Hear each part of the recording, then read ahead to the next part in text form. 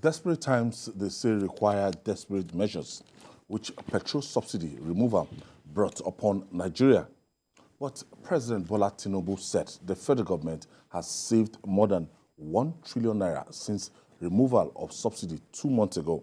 President Tinubu, who addressed Nigerians on Monday, approved buses for students of tertiary institutions. The president also said 100 billion naira will be spent to acquire 3,000 units of the 20-seater compressed natural gas buses for transporters across Nigeria and rejected arbitrary increase of fees by federal schools. Let's hear from the president.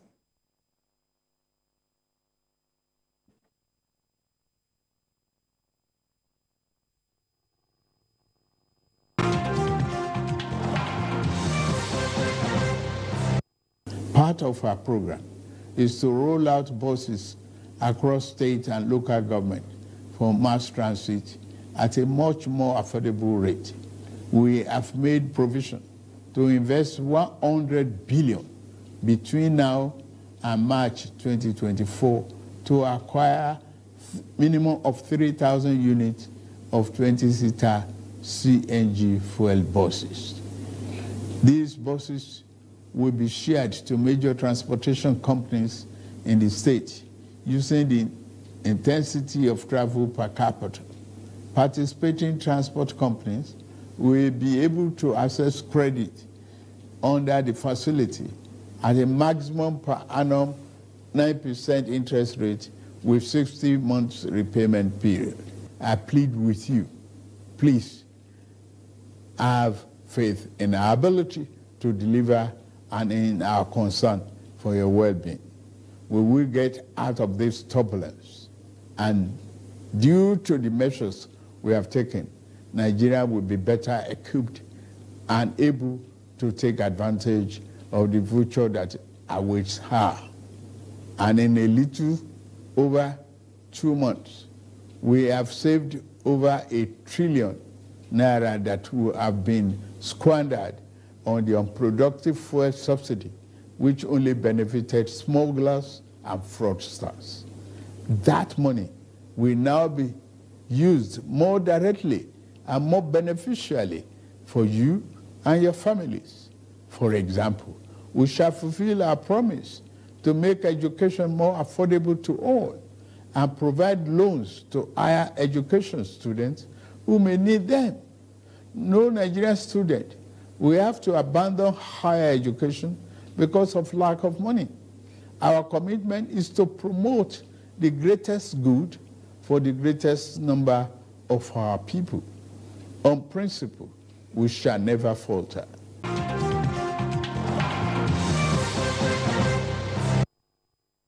Jude, he said he's not going to govern over us. We shouted about the 8,000 naira palliative to families and everything. 12 million families. You know, families, and he actually reversed changed his mind. Yes. Now, mark of a good leader. Nigerians were saying the last administration that anytime the president doesn't not communicate, he doesn't talk to us. Now, in the height of this hardship, Bola Tinubu came yesterday, and that speech was, I don't know. For me, I was rest assured that, look, this person knows what he's doing. Of course he does, and as I've said before, one marked difference between him and the immediate past president is that, unlike the immediate past president, he is very much concerned about public perception. And because he's very much concerned about public perception, whatever action he takes that suggests that he does not want the masses to breathe, he is prepared to take a second look at that policy and reverse it if he's convinced that it is not in the best interest of the... Now you've seen what they are going to do with 125 billion set aside as conditional grant for MSMEs. 1,500 very small businesses will be given 50,000 across 774 local government areas. 100,000 MSMEs will have access to 500,000 and 1 million naira loan with 9% interest rate payable within 36 months. We suggested something like this earlier, and we said, look, if you do this, what it means is that those small companies will be able to hire a minimum of 3 persons. And that way, you're also reflating the economy. Look at you are getting the economy small to work. This 50,000, it could be people doing meshai. Yes, sir. You know, all those people Selling pure water, selling pure water, corn, tea. Those roadside tea sellers. You know, they too, their businesses will boom, and ultimately, that will jack up our gross domestic product, because the president says he wants to jack up the gross domestic product.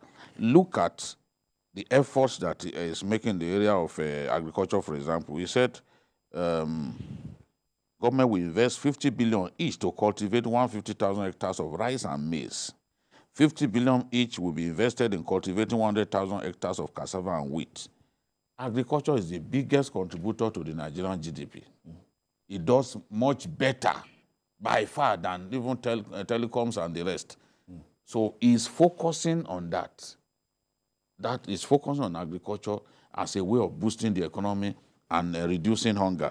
And he's also saying that the approved infrastructure support fund for states will improve rural roads to aid transportation of farm produce. You see, attention again being focused on agriculture. So rather than spend all of the money coming into the kitty or the federation account, that last time they decided what came in was 1.55 trillion, but they decided in sharing 907 billion. For obvious reasons, if you push all of that money into the system, it can worsen inflation. But they saw the need in these difficult times to set aside more than half of that money for as savings into the infrastructure fund.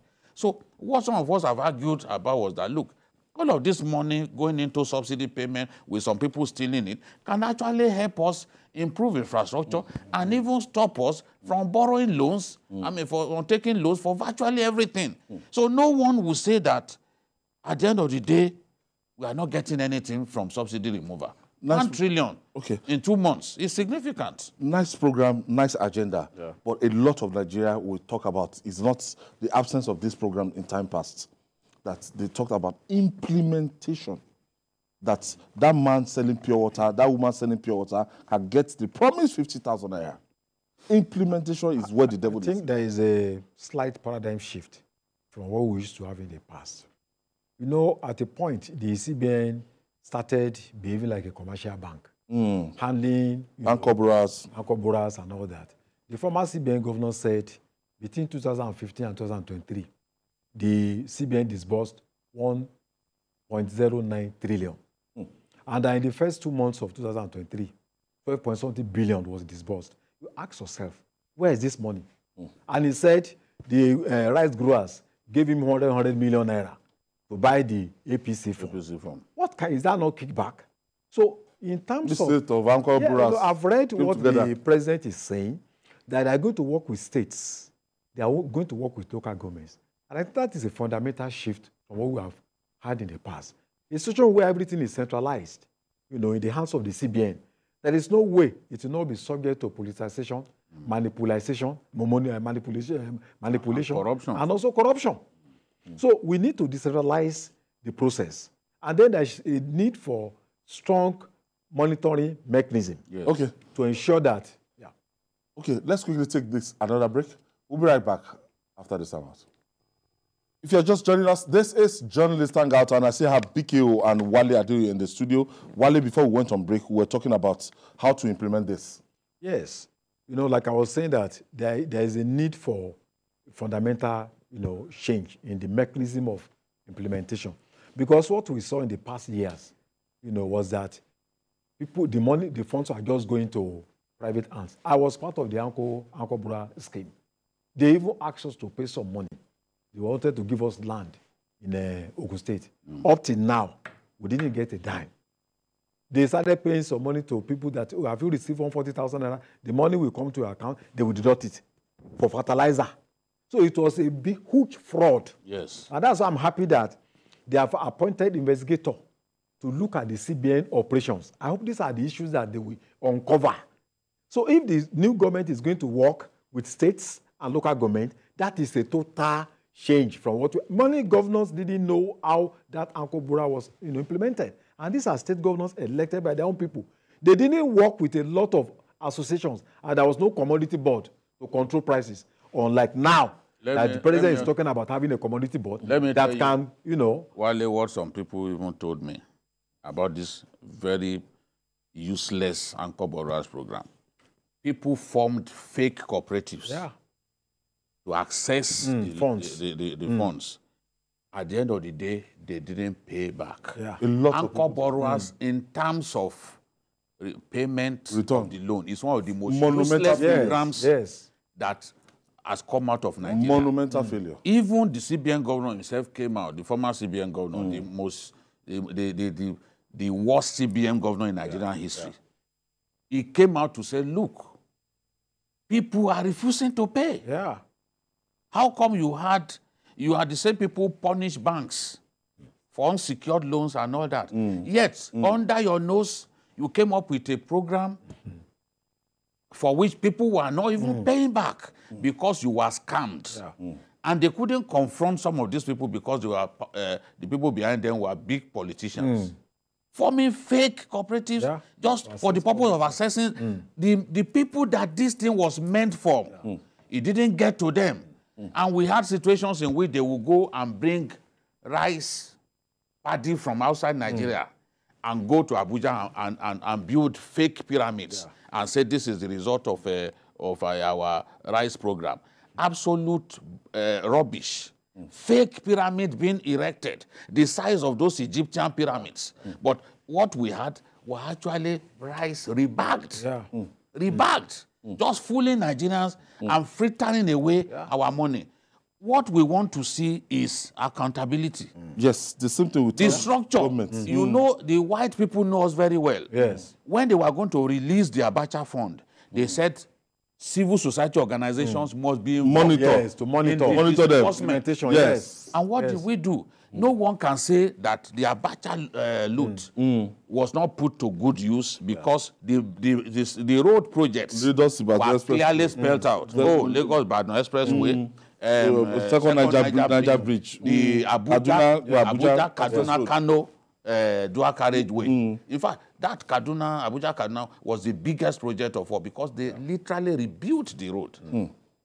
Some places where they had bridges, they removed bridges, rebuilt. You know, so the money worked. Those people knew that we are notorious. So before they could give us our money back, they said, "What do you want to do with it?" You could say, you are giving us conditions over our money. It's because they know us. They know who we are. So this one must be followed strictly. If they don't, if they implemented to the letter. Somebody has been telling me that, look, these banks are amongst the most notorious business groups in our country. Very, very notorious. They handed over their dollar to us. What they do with the dollar thing, when they came out and say, oh, we are sacking we are sacking Bureau de Change, we are giving everything to bank. So bank will now... What is it led to? What has it led to? Call Aboki. Fatter profits by the banks.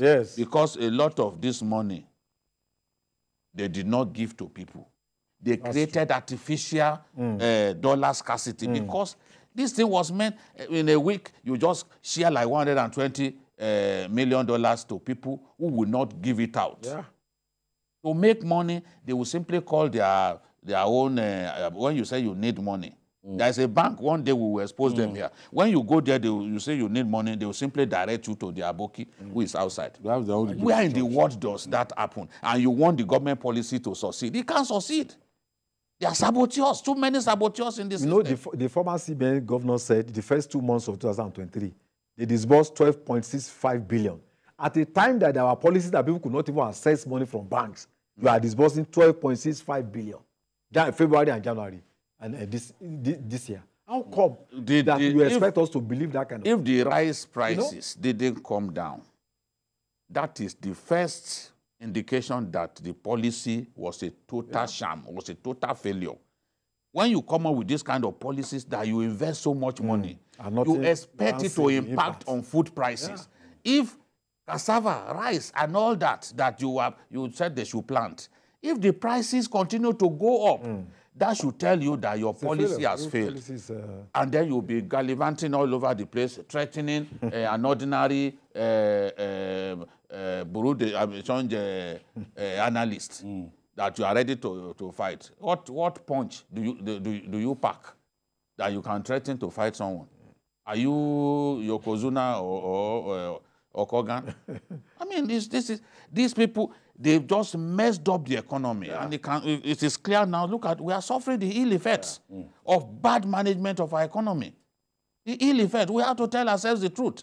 And if the new government goes along the same line, we will not achieve anything. So the implementation is what will account for the success of this thing. Everyone is talking about it. We can't keep quiet. And we have been encouraged by the fact that some of the things that we even ask the government to do, they are doing it. Yeah. We told them buy cars, buy buses. Buses instead of simply distribute at least people can see those buses physically. Yes, 3,000 buses, at least it will go a long way. And they will have been converted to CNG-fired engines, which means that the cost of running them will go down significantly. And because it will go down, you have no reason to charge exorbitant fares. It will have direct impact on the people, no doubt.